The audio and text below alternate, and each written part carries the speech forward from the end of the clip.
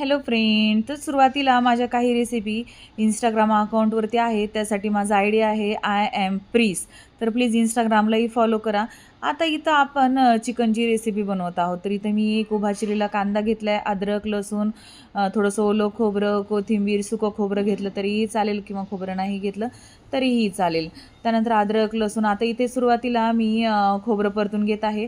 याच्या आधी मी कांदा परतून घेतलेला होता. मे बी त्याचा जो व्हिडिओ होता तो मिस झालेला आहे याच्यामध्ये टाकण्याचा. तर काही नाही, कांदा परतून घ्यायचा, तो काढायचा. त्यानंतर इथे खोबरं टाकलेलं आहे, ते थोडंसं तेलामध्ये अशा प्रकारे परतून घ्यायचं. आणि त्याच्यानंतर ते व्यवस्थित वाटून घ्यायचं. तर इथं आहे चिकनचं सूप जे मी बनवलं होतं. पिवळं चिकन आधी कुकरला शिट्ट्या मारून घ्यायच्या.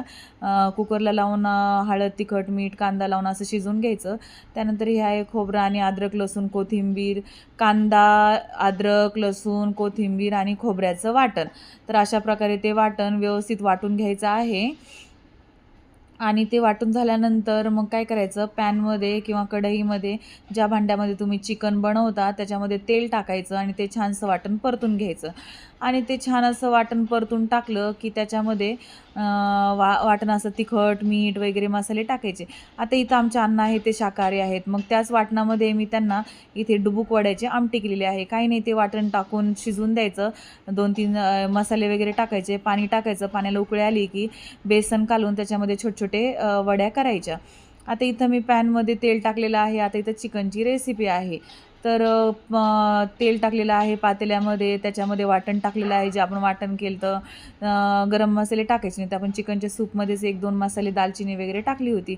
आता इथं तेल टाकून ते छान असं वाटण तेल सुटेपर्यंत मस्तपैकी परतून घ्यायचं, सुंदर असं भरपूर वेळ. तर जर तुमच्याकडे शाकाहारी आणि मांसाहारी दोन एकाच वेळी बनत असेल तर तुम्ही एका साईडला डुबूक वड्याची आमटी करू शकता.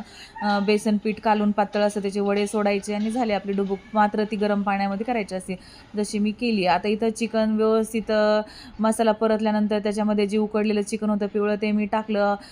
वाटणामध्ये आधी मसाले वगैरे टाकले, त्याच्यानंतर ते पिवळं चिकन टाकलं, मीठ टाकलं आणि छान असं हलवून घेतलं आणि झाली आपली चिकनची भाजी. हा आहे इंद्रायणी राईस आणि 2 भाकरी वगैरे अशा मी टाकलेल्या. तर आपलं चिकनचं ताट रेडी आहे.